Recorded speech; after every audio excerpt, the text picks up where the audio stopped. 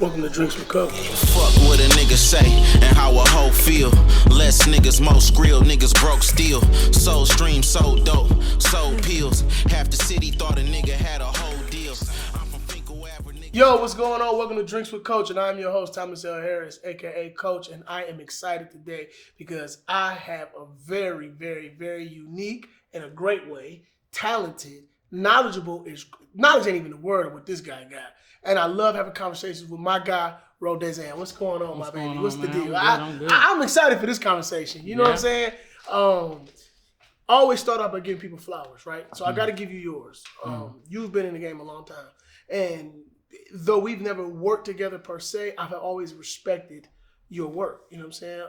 You're one of the people, when I look at it, it's like, oh, he takes it, serious. And also, when we have conversations, when we cross paths, it's always a plethora, I don't know if that's the right word, but of knowledge being exchanged. Like we always have a great conversation. So I just want to say shout out to you on that one, man.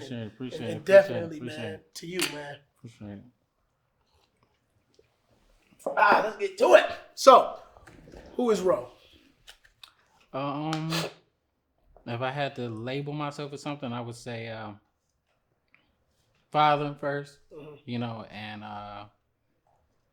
director of photography. Yeah, that's what I do.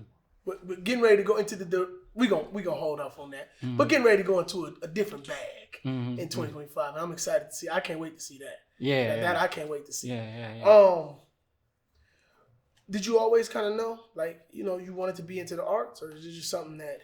No, man, I was broke. Say you didn't have a dollar in your name. Not nothing to exchange. It was just, that's what it was. Like just being broke, man. That pushed me. And I used to work for AT&T. Okay. And I remember I was in Chicago.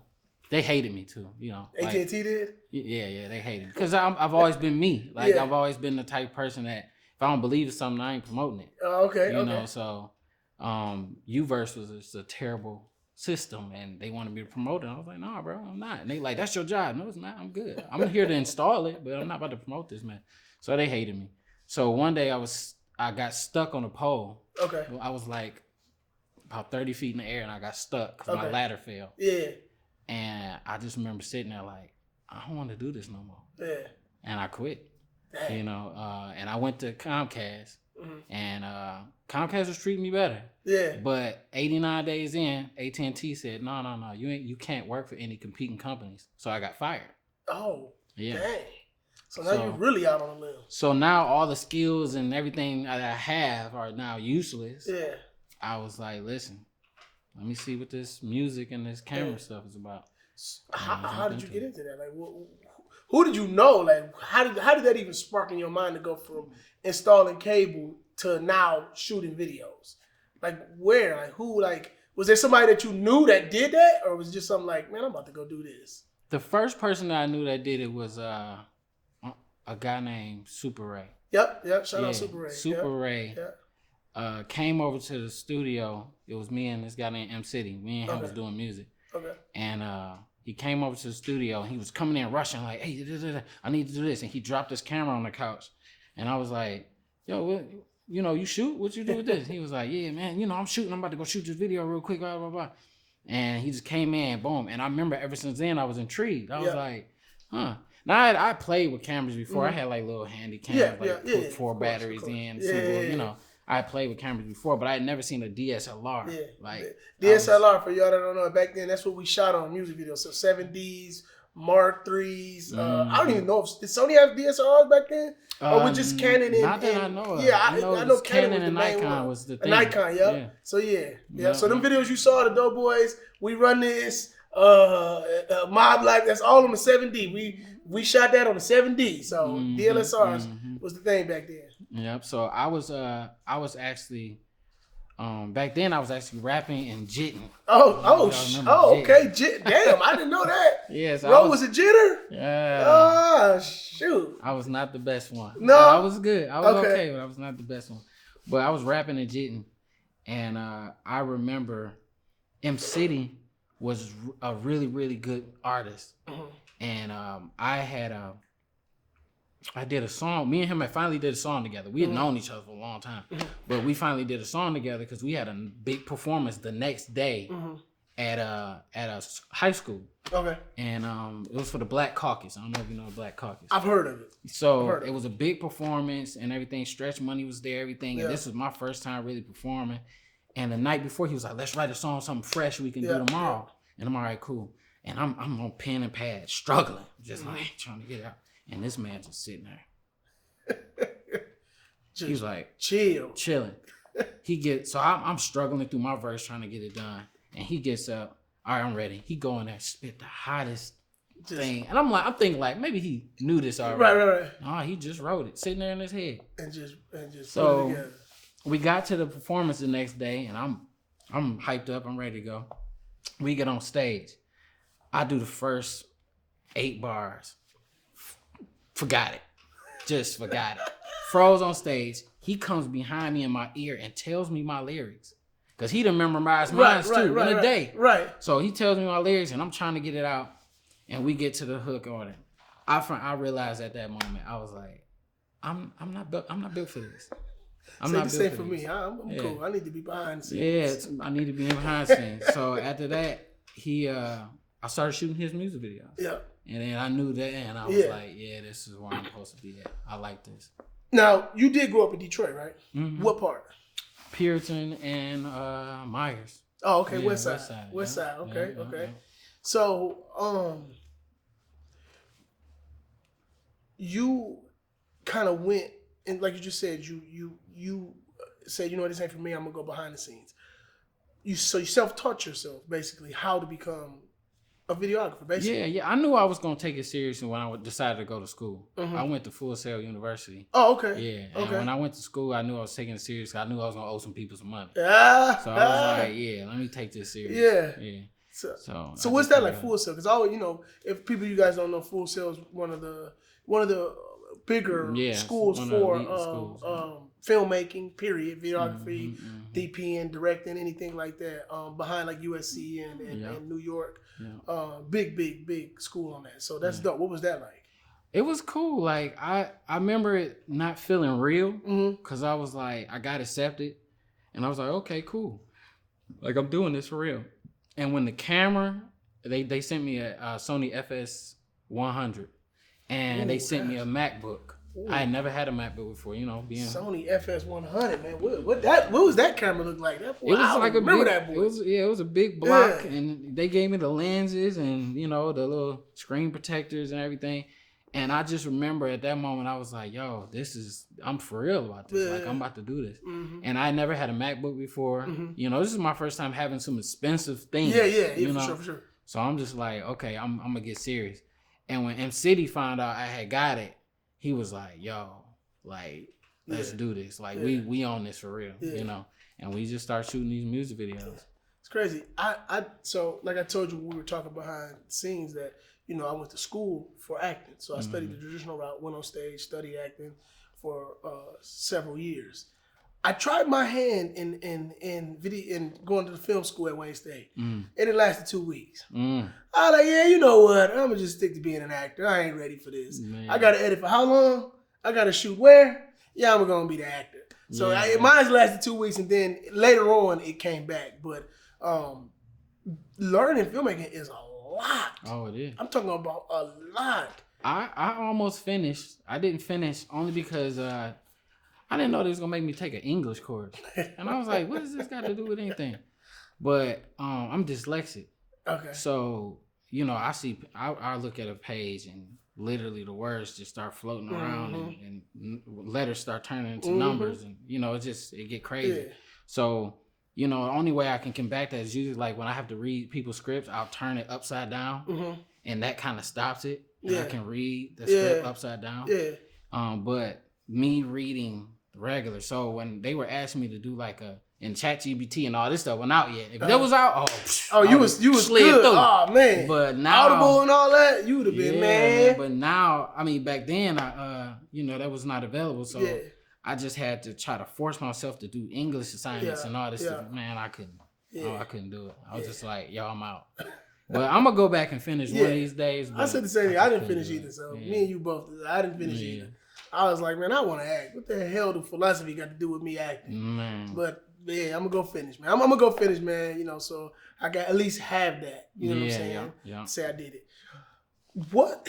So the film industry is crazy in Detroit, independently, right? Mm-hmm. And I always tell people, and I know you know just as much as anyone else. You know, you got a Hollywood, and then you got Hollywood independent, and then you got independent, right? Mm-hmm. What's the difference between a Hollywood set and an independent set in your eyes? Budget and safety. Budget and safety. When you say safety, when I say safety, I mean physically, emotionally, mentally. Yeah. It's just a little bit safer when it comes to production and things like that. Even actors, like, you know, I've been in positions just trying to do things on the indie level where I had a driving scene I was doing with a guy, and I'm in the back seat shooting the Dutch over, so I'm in the back seat. Yep.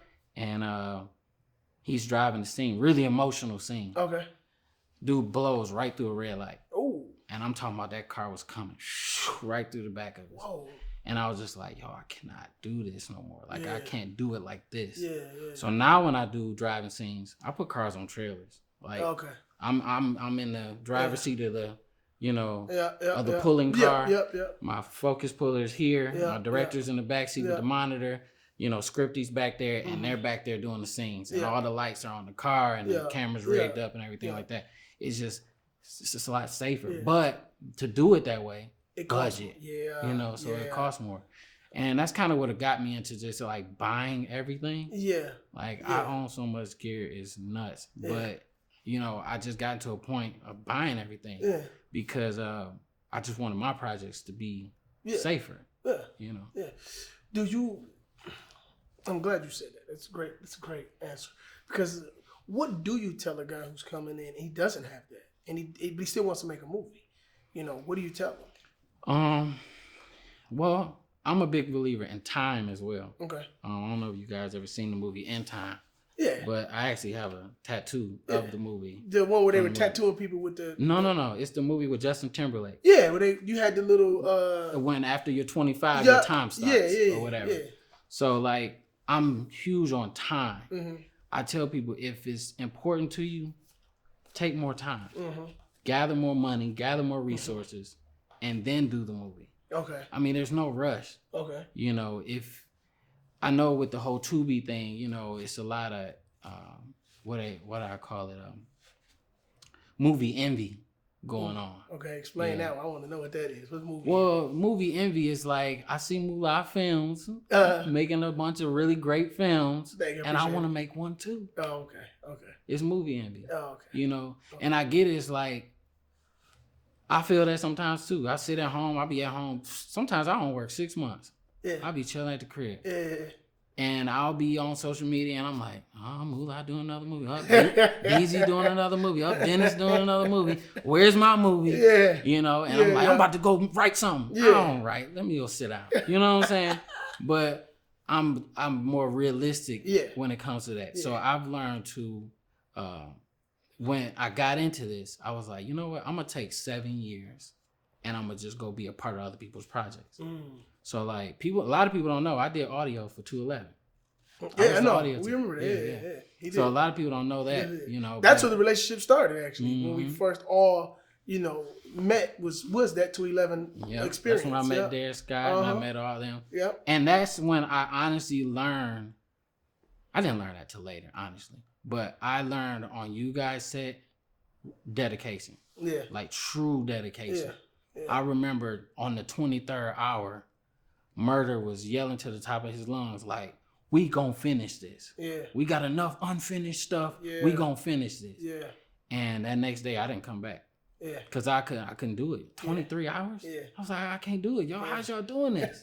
You know? But then I watched 211 happen and I watched what it manifests into and I was like, dang, about to stay. Yeah. But I was still proud of the process, you know, and I was just like, these guys really are dedicated, and they just keep finding more and more dedicated people. Yeah. So it's just mean, you know, these guys behind the cameras, they smiling and they looking away because they know exactly what you're talking about, firsthand, all of them. We all do. I never hear anything bad though. No, it's not. I don't hear anything the bad. thing is that it's never. That's not the intentions, right? You know what I'm saying? It's not the intention. I think a lot of people misunderstand it. It's like you said, you have a budget. Everybody has a budget. I don't care if it's Hollywood. I don't care what it is. You have a budget, and you have to meet a deadline. And sometimes you have to grind it out. Sometimes, not an everyday thing. You're not gonna come and sit in every day is a 24-hour. It's nothing like that. Yeah. But there's times when you got to just grind it out. You know what I'm saying? And get it done. I've seen it done on Hollywood sets before. I've seen it done on plenty of sets. And I think for us, we had took so many losses before that. You know, we had to film Concrete that never came out. Yeah. We took losses on that. Yeah, so we've taken losses. And I think when we got to the point where it was like, no more, like, we're getting this done no matter what. Yeah. I don't give a damn if it take 50 years, we're getting this done. Yeah. And so we, you know, that's how we are. Until this day, we like that. We're going to get it done. You know, so... But let me ask you something. So do you think that independent films, because it has gotten better, I will say that, since 2011, including us, including ourselves. When I go back and I watch some of that old stuff, I cringe. I'd be like, God, damn. Now, but I think the whole industry as a whole, everybody has gotten so much better. Yeah. Has independent films hit a peak, or are they still going to get bigger and bigger and better? It just goes back to film envy and movie envy and safety for me, to be honest. I feel like as it gets higher and higher and progressive, people are taking more risk. You know, they're taking a lot more risk to get the shots and get the things done. And I'm just like, you know, it's better ways to do that. Like, I got you. Just get the budget. It's better ways to do that. Like, you don't have to jump off of a 4-story building with no harness. Like, let's just go get wire work. You know what I'm saying? But people want to, you know, do that. Like, I ain't gonna say no names, but it's just been a lot of cats that I just be watching. I'm like, yo, that's so dangerous. Like, somebody's gonna get hurt, you know, and I don't want to know who's gonna be the first one. You know. And I always say it's the Wild Wild West. It is. The indie game here is the Wild Wild West. It is. I can see that. I can see it being the Wild Wild West for sure. It's crazy you said that, because back in the day when we were doing our video days, this is when we were in our 20s. Man, we do anything to get a shot. I don't matter. We getting this shot, right?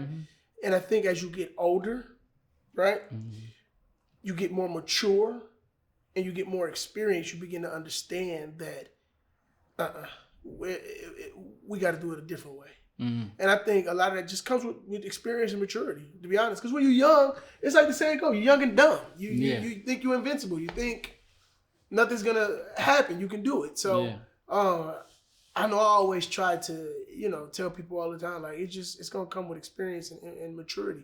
And you always want to have the right people in your corner that you listen to. Because, you know, you don't want anybody that's going to lead you down the wrong. I think a lot of times with me, though, it comes from something like, you know, I've been to psychiatrists and stuff like that and all that.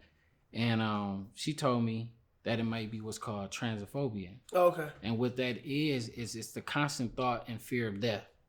So I have that a lot. Yeah. So I'm always like on the big edge. On the edge, kind of like that. So I always had, like, I got life insurance. I got insurance on this. The whole insurance on my cat, my dog. Like, he said the cat, y'all. I'm big on that because I just think about things have to die. You know what I'm saying? Right, of course. So even when I go and I'm on the top of a roof with somebody and they're standing close to the edge, I'm cringing. I'm like, how that's gonna look if they hit the ground? You know what I'm saying? I'm constantly in that mentality.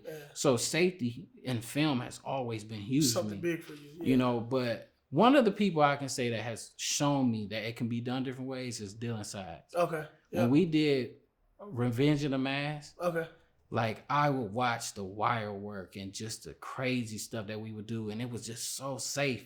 But when you seen the finished product, you like, well, how did they do that? That's insane, you know. But when I was there, I'm like, you could see it. Yeah, like one movie, we lifted a motorcycle off the ground, and a girl had to hang from the motorcycle. But she was wired in and everything like that. And when they did the After Effects, You know, took all the wires out and all that stuff. It looks great. You know, I did a movie called Mom Life, where a lady goes up a ramp, and she goes up the ramp and flips the car, and the car slid maybe 100 feet with her in it. Yeah, but it was safe. Yeah. You know, they made sure they had a little they took the gas tank out. They had a little 5-gallon gas tank in there. It was just so safe. It was just better. Right? Yeah. What do you think in this industry? Obviously, you know, the independent film industry. What are more films that are needed from your point of view? You know, I've been trying to figure that out, to be honest. Like, I've kind of gone back to grassroots and trying to see how it's done. You know, I've just been showing up on people's sets and stuff like, well, I don't just show up, but I call. You know what I'm saying? But I'll come on set or whatever. I was on One Woman's Trash. Like, I was one of the producers on there. And I would come and check out how Buck would do things. Yeah. You know, just the level of things. Shout Buck out, shout Buck out. But I would look at the level of how he would do things and just the way that he performs. And he gets it done. You know, and I'm like, okay, he's still able to get things done at a good quality level. So I would look at that and I'm like, okay, it's not impossible. So I did a movie for Dayzon called Descent. Okay. And when I tell you that movie was the most skeleton crew, boy, it was me, T. Rich, and I think Zach Ruda, which is my right-hand man, Zach Ruda. But we just got that thing done. Like, I'm talking about whole movie handheld, no sliders, no tripods, no nothing. I just was like, I'm gonna do this whole movie handheld. I wanted it that rugged feel. And then when he told me how well it did, I was like, okay. Yeah, Skeleton Crew, y'all, is basically your audio guy, your DP, and probably one person to gaff and grip and do everything. Skeleton Crew is very small crew. Very small crew. Yeah. No, that's crazy. That's crazy. So let me ask you something. How does Raw approach a film? Because I know you get hired a lot for DPing, a lot. How do you approach it with a less experienced director, producer, or company or whatever? How do you approach things? Because I know it could be tough at times. Usually, if they're willing, I'll sit down with them and we'll have a powwow of knowledge. Okay. Like, I'll break down to them what my job is. The word DP, I think I was one of the first people here to really bring that word here. Like, a lot of people didn't know what a director of photography was. A lot of people would call me and be like, oh, so you take pictures? No, I don't take pictures. I don't even own a picture camera. Like, I don't take pictures. So they would think like that's what I would do. And I kind of introduced that word here. Even the first AC, like, you know, whatever. But oh man, Ro going on this Soldier Boy shit now. Listen, I'm the first. I did that first. Listen, I ain't gonna lie. Listen, I ain't gonna lie. And you can ask around. What'd you say? Stand on that? You gotta stand on that one. Stand all right. on that one. Wow. But how I would approach it with a new director is usually we'll have like a little powwow where I would sit down and just kind of expel knowledge and things about how film works. I've actually taught people out of doing a movie. Wow. Like, push it. Yeah. Like, one guy, he tried to do a movie this November. He wanted to do it in November. He called me in like January. It was like maybe late July, and he called me about doing this film. And once I broke down the knowledge and everything to him, he was like, you know what, we're going to push this to March. He was like, I want to spend more time with you and your crew, and I want to get locations. I want to hire you. And he just like, hearing what you're saying now, like, I want to go into it that way. Because it's not, for me, it's not always about money, you know? I believe that ever since I was broke, like, I was making it, you know what I'm saying? So I'm just a firm believer in God. I feel like one day I asked God, like, don't ever let me worry about money ever again. Yeah. And he just hasn't. Yeah. Like, even mentally, even when I got 13 cents in my account, I'm just not worried. I think when you come, because, you know, I could tell you that I remember them days of looking at that bank account and it ain't nothing in there but a dream. You know what I'm saying? And I remember coming on set doing films. I know I'm not getting paid for these films, but I gotta do them because I believe in this. I believe in the vision. I believe it's gonna happen. Right. It's tough as fuck. You know what I'm saying? Because when you come off set, reality still comes back and hits you right in the face. You still got bills to pay. You still got mouths to feed. You still got, and you laying in that bed and you wondering, where am I going to get this money from? You got to work a job. So you're going straight from work to set, to go to sleep, to get up, to go to work, to go. And it's like this cycle. And at times you can feel like it's never, like, when is it going to happen? Mm-hmm. But I'm telling you, myself, Moolah, Dennis, we are testaments of it happened. We were here when there was no Tubi, there was no Amazon, there was nothing. Nobody was making films like that. We were here, and to see where it's at now, it's just a living testament that you gotta stick it out. You can't quit because it get hard. It gets very hard. I want to talk to you about Fatal Dispatch, right? Because I know that, and you know, toast to you because that's a great film, great job, man. The actors, appreciate man, good job. Mm-hmm. Scott, man. Woo, I'm gonna got a little kick to it. Woo. What Denzel doing train day? Woo, let me get a little snort there. That little right there. So Fatal Dispatch, right? Got a unique story to it because it was a movie before that you actually rebranded and reshot all over again. Tell me about it. Tell me about that process. So we did Hawk. That was my first feature film. And back to that skeleton crew. Yeah. It was nasty. I think I did that movie for maybe about $3,000. Damn. It was crazy. But that was like before 4K. You know what I'm saying? Like we were still shooting 1080. And I was you way back. Yeah, it was like 2013 or something like that, 2012. Yeah. But it was definitely difficult for me to make that movie at that time. Mm-hmm. Like, we didn't have the LED lights and all the stuff that's now. So I was really just pressing through with that. Yeah. And everybody was excited. Like, everybody was excited about doing it because nobody was really in film at the time. Yeah.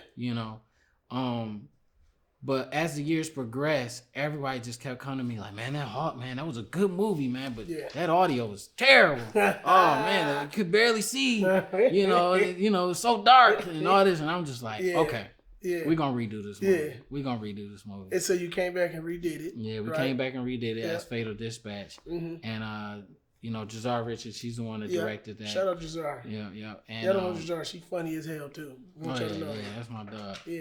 So, literally... we decided to just redo it. And Dylan actually came to me. He was the last one that came to me. It was like, I was like, Dylan, I want to do a movie, bro. He was like, if y'all don't redo Hawk, I'm just going to do it myself. Yeah. I'm like, Dylan, all right, we doing it. Yeah. So I approached DeJuan Ford about it. And DeJuan was like, hey, man, like, whatever you want to do. Yeah. And DeJuan gave me, he EP'd it. Yep. And we just went from there. Shout out to DeJuan. And I love DeJuan, man. Yeah. He literally he's DeJuan's one of those EPs that will give you the money. Yeah. And then he go on vacation. That's right. With his wife. Yeah. And he just let y'all make the movie. Yeah. We just had DeJuan on here talking about the same thing. How he's such a easy guy to work with. He's such an easy guy to work with. Sure. I'm talking about from even an actor to a producer to he's just such an easy guy to work with. It's hard not to want to work with him. Yeah. Even when he come on set to do his role of a movie he's paying for, he don't come on like that. No, he comes on like an actor. If there's no Crafty, he's just like, oh man, ain't no Crafty. All right, it's cool. We working. Yeah, I just be like, all right, man. But he's not a pain in the butt, man. Yeah. He's just a real cool guy. Yeah, he is. It's whatever you want to do. And I mean, me and him, we used to talk every day. Yeah. Now I've been on this kind of like this fasting thing right now. I'm doing. I haven't really been talking to anybody. I've just kind of been staying out the way. Well, great segue into your fasting. So tell me about the shirt. Yeah. Shout out to one of my good friends. Man, I don't know why her name is on that. This is my mind right now. Eva Rosario. Yeah, Eva Rosario. She actually made this for me. Okay. She pressed it up last minute. I love the quality too. Yeah. But I came up with this Fast 40 thing. I'm actually vlogging it right now. Okay. Just the experience. Yeah. It's just like a spiritual awareness. It's like a mental awareness, emotional awareness. Yeah. Just everything. Yeah.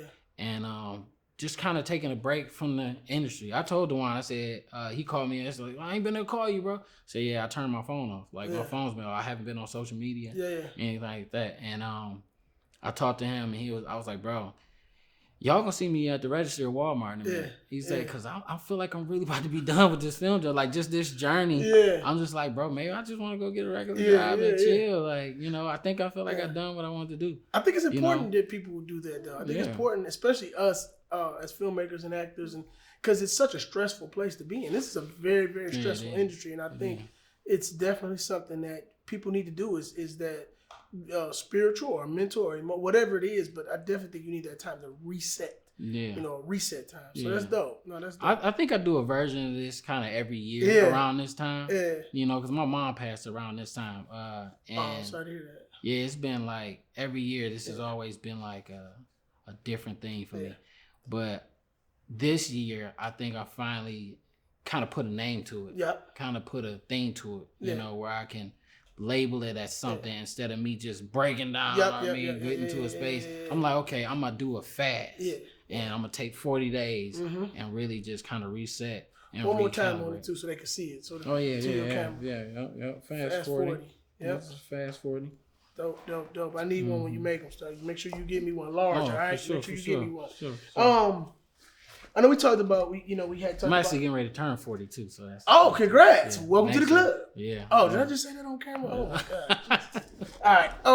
So I know we talked about hours on set, long hours, getting stuff done, like you said, that was a true testament of dedication that you're seeing on that. Do you think that there needs to be a standard in place in this industry like Hollywood has, or does it have to free flow like this for it to work? I think there needs to be a standard across the board. Okay. I mean, it's just better when you have, what to expect, When you go to sets, you don't want to keep jumping from set to set to set, and you got to keep recalibrating how you work. Like I've been to sets where it's 8 hours, 10 hours a day. I get there and I get paid the most and I'm working the least. And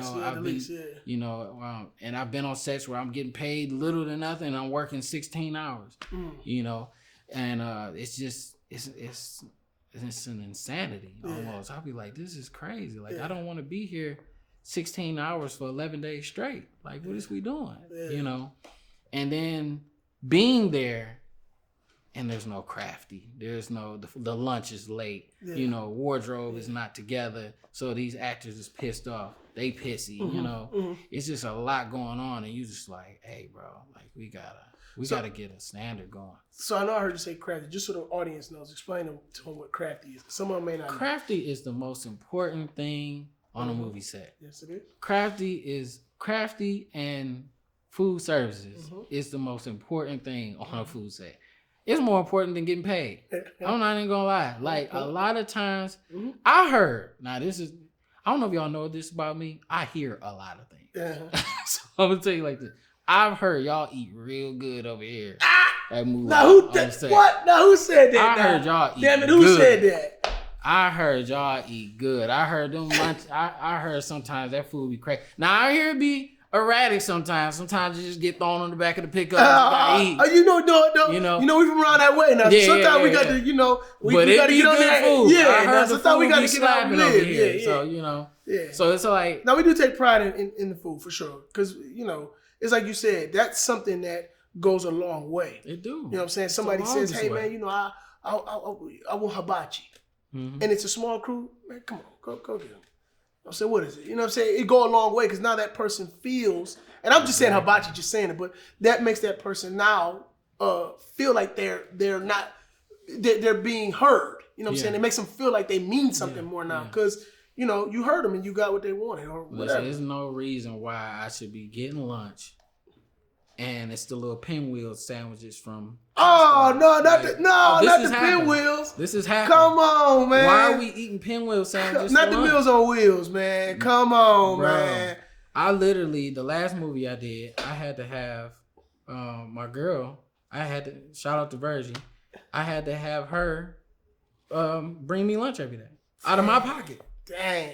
Every day for 11 days straight, I had to have her bring me my lunch. Come on, yeah, we got. Because I'm the DP, man. I gotta eat. Hey, let's up the meals, y'all. Come on, we can do it. And it's crazy because there's so many creative ways that it can be done. You know what I'm saying? And still be cheap though. I'm saying still be cheap. I think you just gotta figure ways to, make it creative, and because just as much effort, I think it's like you said something that made a lot of sense. Food matters the most, and it does. I think because just as much effort you put into making sure people are fed and happy, that's the performance you're gonna get. Yeah, you know what I'm saying? If you don't feed them, kind of properly or kind of, you know what I'm saying? What do you think you're gonna get out of a performance? You're gonna be still, pissed off, and you know what I'm saying? So yeah, so it's everything. Like literally, the set that I missed the most is when I was on Tyler Perry's Medea's farewell tour. Oh, okay. I was on her tour. Okay. On his tour. On his tour, yeah. I know what you mean. I know what you mean. But anyway, so I was on that tour, and I remember it's so systematic. Like when they say lunch, they don't care what you're doing. They drop everything. Yeah. It's lunchtime. Lunchtime. I'm still trying to build that camera. They're like, what is you doing? Stop, put the camera down. And go get lunch. Yeah. So I went and I got lunch, and I'm talking about it's just buffet. I'm talking about turkey chops, the whole mac, just everything. If you got, and then it's crazy. They got another table called it's like a medic table. So it's got like Tylenol and Advil and whatever you need. You got like a headache or something like that. They got like a whole thing. Now as somebody that stands there. Of course. I would think that now. You gotta come over. You gotta sign how many Tylenols you didn't took. Yeah. So, I would think that. But it's different like that. Yeah. But at the end of the day, it's like that's kind of where I learned the motto from. Yeah. Was being on that play, and I was like, man. I'm like, this is how it's supposed to be, because it's as bad as the experience was for me, because I don't like touring. Okay. As bad as that experience was for me, I just remember the food. Yeah. And that's how I knew that I was really important. It's crazy because I think that we were talking about how, the budgets here are they have to be though. Of course, you're not going to have a $30 million budget. Mm-hmm. This ain't that. But I think the small things can make big impacts on people to want to work even harder or go even harder. And I think a lot of times we focus on that a lot, trying to do the small things, that because they matter. Small things matter. I think they're small things. I think listening to people is important, especially if somebody is talking and they're working for you. Listening to them is very, very important, and trying to meet their needs to the best of your ability, because it goes a long way. Yeah, on Fatal Dispatch, I spent around 55 to maybe 65 on food. Yeah, just to make sure. Right, I think we shot it in it was like 9 days. Yeah, or something like that. Or 10 days. Y'all ate good in the motherfucker on Fatal Dispatch. Yeah, it was. And we need to check on what's the menu for this. We need to check the menu because we need to check the menu for this next one. No, they say it's and believe it or not, it's a lot of craft services. And sure. companies that it is starting to jump in this side. Well, I mean, it's needed. Yeah, you just said, you just on a set and but that service probably costs as much as what you were eating. They just didn't know. Yeah, you know what I'm saying? I forget what his name is. The Carlos McQueen. It's what's the name of McQueen's cousin? Renika McQueen's cousin. Shout out to Renika McQueen. Yeah, he actually started with her. Okay. And he was only doing her stuff. And me and Dylan had seen him and was like, yo, this guy, man, he's making food and blah blah blah. So we brought him onto a big project we did. I think the budget was like $350,000, something like that. And we brought him on that budget. And we bought him everything he needed, refrigerators and whatever he needed or whatever. And he did a pretty good job. Yeah. Now the thing is though, is what happens, I've noticed with crews a lot now, we are so picky. You got your I don't eat beef. I'm sorry, I'm pescatarian. I'm vegetarian. Stuff like that. So it'd be hard for crafty companies to they gotta make fill those orders. But we're figuring it out. So do you think films here are getting worse? Not even here, just independently, period. Are they getting worse or are they getting... And I know we said we've gotten better since then, but I'm talking about all the new people that come in, because there's a lot of new films every day coming in. Is it getting worse or is it getting better? I don't think it's getting worse, but I do believe that it's getting systematic. Okay. It's becoming almost like a playbook where it's, you got guy, girl cheats on dude, this happens, and then it's becoming very systematic. Where it's like this is the play on how you make a movie and get some money. Okay. And you know, it's been a lot of times where I do talk to the EPs, and their number one concern is making money and not making the movie because they've been told by a lot of people that we're making money. You know what I'm saying? Yeah. So that's what I'm starting to notice becoming the forefront of things is making. It's driven by money. Yeah, I want to make some money. Yeah. How can I do this for the least amount of money that I can make it? Yeah. And then you got people out here telling them that it's possible, not knowing what they have to be able to do it for that cost. You know, like I look at different production companies that'll tell you, man, you can get it done for $15,000, $20,000. Yeah. But they own the cameras. They own the lighting gear. Yeah. They own own their locations, you know, or they have a lot of plugs or a lot of connections. But if you brand new and you out the box and you don't know nobody, and you don't even know how to turn the camera on, it's gonna cost you about $100,000 to make that. See, and it's funny because I tell people, well, I'm not necessarily saying opposite of what you're saying, but I do tell people from a business standpoint, you want to keep your budget as low as you can. That makes sense.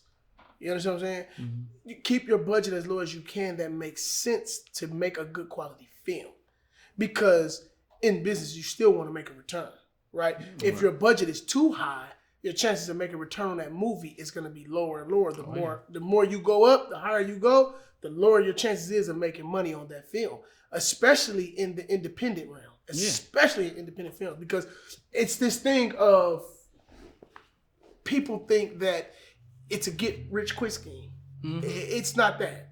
You know, it's not that at all. It's not that at all.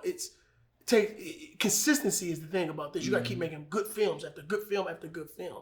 Yeah. So I mean, I always say, man, keep your budget low to where you can make a good quality film and have a chance to be able to have a return. But I do believe if you're getting in it just solely to make money, you're gonna fail every time. There's gotta be a love for this.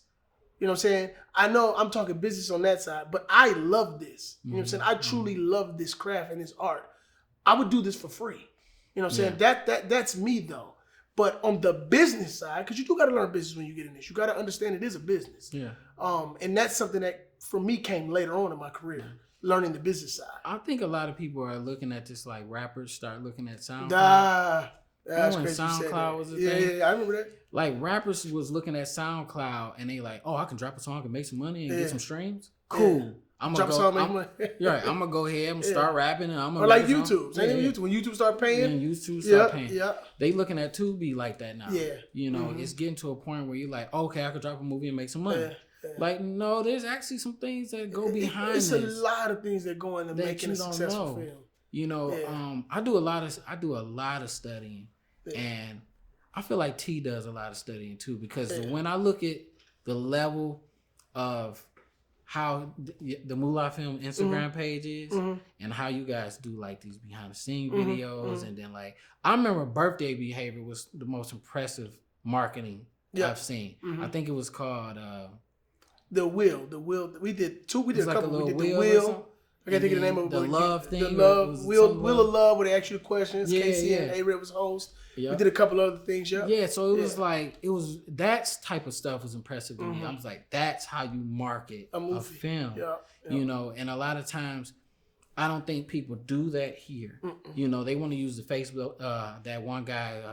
Bryson or whatever that Facebook page, the most popular Tubi film. The Tubi page. Tubi page. Yeah. Shout out to my people. Them my people too. Yeah, so they try to utilize that as their only avenue of marketing. To promote it. Yeah, you gotta really. And you gotta go deeper than that.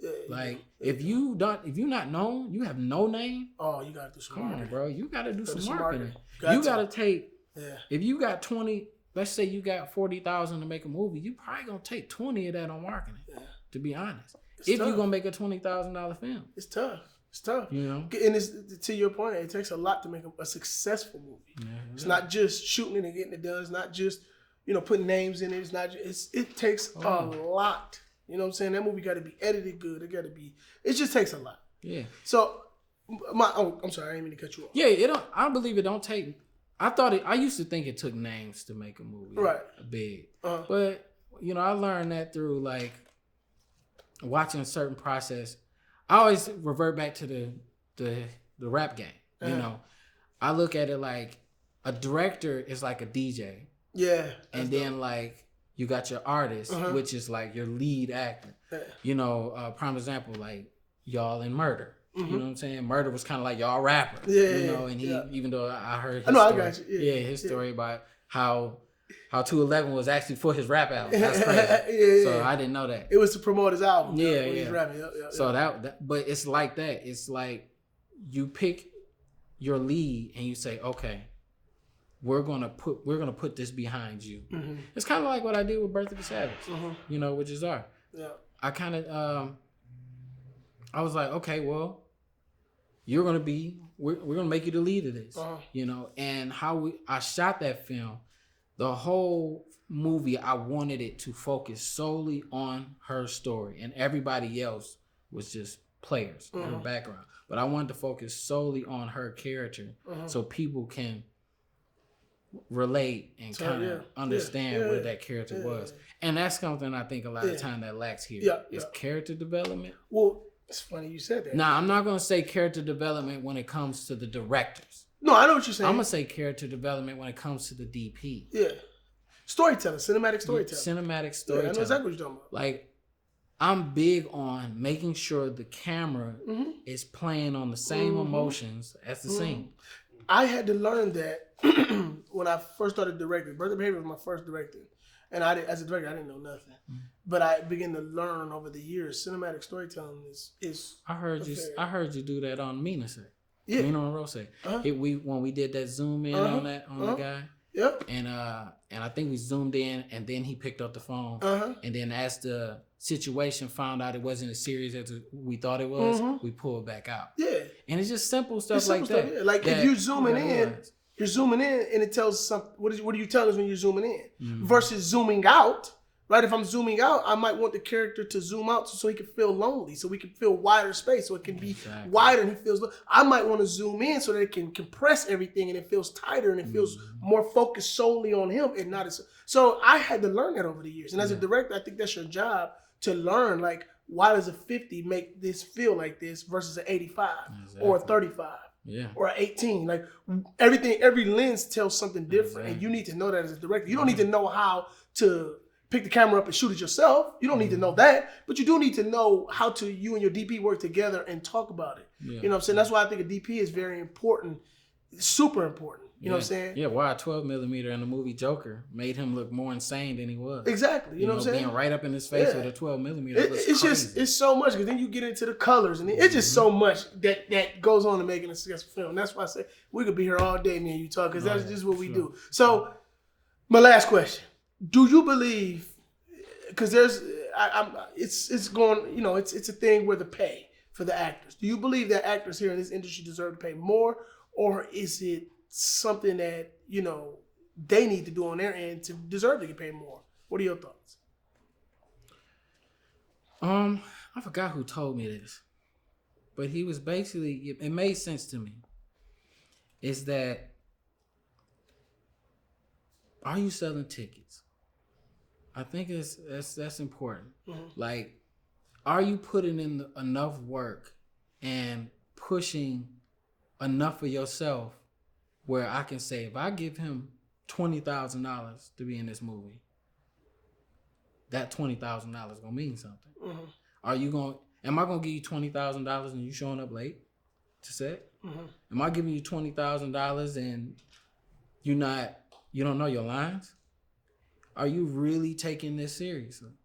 You know, I will pay somebody $250 a day to work harder with you.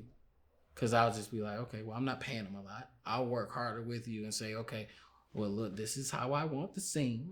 I want you to say it like this. Blah, blah, blah. I'll work harder with you when I ain't paying you that much. But if I'm paying you $20,000, you best to know you're not supposed to blink on your close-ups. Like, you should know that. So, yeah. You know what I'm saying? Yeah. If I'm doing a close-up on you, I don't want to see a lot of this. Yeah. You know what I'm saying? A lot of people don't know those tidbits. Yeah. You know, it's certain things. And what he's talking about is blinking is distracting. Exactly. You know what I'm saying? So I get what you're saying. Yeah. It's know the lenses. Yeah. Learn the lenses. Yeah. Hey, what lens you on? You on? That's a 50, 20, 35. Yeah. You know, okay, cool. I know I'm here. Mm-hmm. I know I'm here. Yeah. Oh, 85, I know I'm here. Yeah. Oh, you're getting the tight end. I can't move a lot. You need to know that stuff if I'm paying you $20,000, $30,000 to be in my movie. So you said just for you, you're saying if I'm paying you that, I shouldn't have to do nothing. You should be I'm not gonna say I shouldn't have to do anything. Yeah. But my coaching should be minimal. Yeah. It should be received well. Got you. You know what I'm saying? If I tell you, I think it was I forgot who said this. Dang, it was just recently. But she said the director came over and whispered a color in her ear. He was like, purple. And she was like, that's all I need to hear. Because she said I was more into blue. Yeah. But she said when I heard purple, I knew what he was looking for. What he was looking for, yeah. It was that simple. Yeah. You know, I worked with a lady that worked with Quentin Tarantino. She was Miss Minnie in Hateful Eight. Mm-hmm. You remember Miss Minnie's haberdashery? I haven't seen Hateful Eight in a long time. Okay. But I think it was the lady that made it to the end, wasn't it? She was the owner of the haberdashery. Okay. So I worked with her. And I said, man, that's my favorite director. How was it working with him? She said, boy, let me tell you. She said, he came over. She said, I wasn't doing the scene like I was supposed to. And he said, all right, everybody, let's take 5. And she said, he said, come over here. So he pulled her to the side. He said, what's wrong? She was like, what do you mean? I'm doing the scene. He's like, do it like I asked you. All right? Okay. And she said she got back in there and she knew what he meant. Yeah. You know what I'm saying? Yeah, I was just like, that's all it takes sometimes. Yeah. You know, but learning from those different people, and you know, I worked with Eamon Joseph from Snowfall. Okay. Like he was great. Just watching Uncle Jerome. Yeah. You know. I remember I watched the scene, and I mean, this is the last little story I'm telling, but I remember watching the scene from Kazim Bazir's movie. I helped out with that film. Yeah, Q. Yeah. He did a movie called To Live and Die and Live Again. Okay. And it was Eamon Joseph and Amari Hardwick. Mm-hmm. We were walking down the street, and they were talking. Mm-hmm. And my goofy butt, I come over there thinking they just talking. I having a conversation. So I come over and was like, I'm about to intervene in the conversation. No, they're going over lines. Yeah. It was so natural. Yeah. I was like, my bad. Yeah. I'm like, I'm thinking y'all going over, y'all just talking. It's crazy, man. It was such a natural conversation to watch. In college, when we used to rehearse, right, we would go out in the hallways in the university and we would rehearse. And our goal was to get people to think we were having a real conversation. That was our goal, was to have people say, oh my God, did you know that? And it's like, no, we rehearsing. And that'd be like our goal. That's our goal, is to try to get somebody to really think we're having a real conversation. Because at that point, we know that we sound natural. It sounds good. Yeah. So, man, look, man, what is in store for Raw in 2025? So in 2025, my goal in the film industry is to start directing. Okay. Yeah. Shout out to I want to start directing next year. I've never directed anything. I've directed like little shorts and stuff like that, but nothing serious.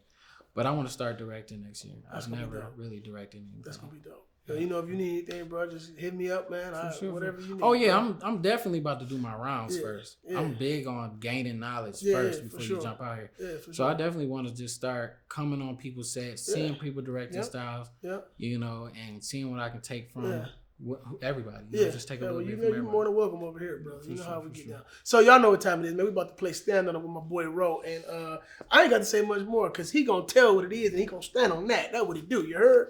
All right, Ro. So check it out. So after you answer it, you got to make sure you say you stand on that business. All right? Okay. All right. Well, I can't say this because you're not an actor, but I will say this. Are you the best DP in the game?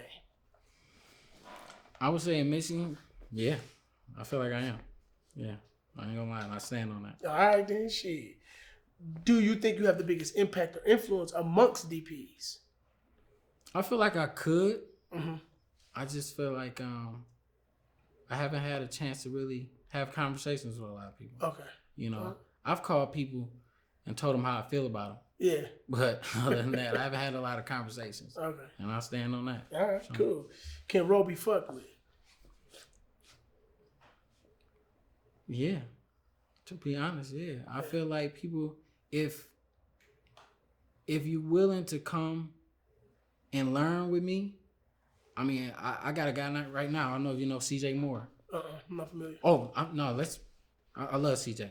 But let's talk about Rodney Sizemore. Rodney Sizemore used to work with me. Yeah, Rodney, yeah. That guy, yeah. like, we almost neck and neck now. I'm watching his work. Yeah. Rodney, good guy. But he started with me, and I think he just took a lot of that knowledge and learned. I don't want to be. I want to be one of the best. Yeah. I don't want to be the best. Oh, you feel me? You stand on that, man. I stand on that. All right. So if you're not first, then who's second? I mean, if you're not, I'm second. I'm sorry. If you're second, who's first? I forget his name. I think his name is Richard something. Okay. But it's Quentin Tarantino's DP. Okay. Oh man, I just watched the shot selections and I love it. Yeah. I love what he does. So he dope. Yeah, stand on that. I stand on that. All right, bet. Who's the best director in the game? Best director in the game.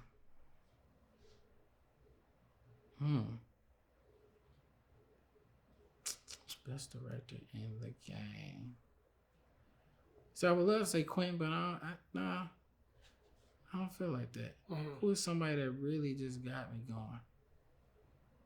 going? What's his name? The guy that did Black Panther. What's his name? Oh, Ryan Coogler. Yep, Ryan Coogler. I think for me, I really liked Fruitvale Station. Yeah. It just it was one of the most natural pieces. Yeah. Like it was just real natural. Yeah. I felt like knowing Michael B. Jordan is an actor and seeing that movie. Yeah. I didn't get that. Yeah. And I'm not gonna lie, Michael B. Jordan to me is like Keanu Reeves.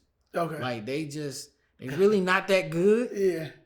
But it's like they get away with it. It's like the who's ever directing them is really giving them what they need. Okay. Okay. So I think Ryan Coogler. And Ryan Coogler, when you watch his interview, I've seen a couple of them.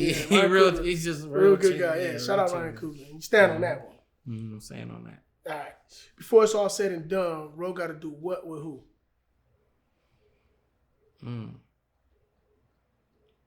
I'm not gonna say with, because I think he's done.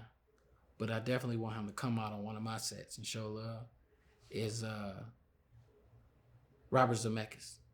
Okay. Yeah. Robert Zemeckis that did Back to the Future.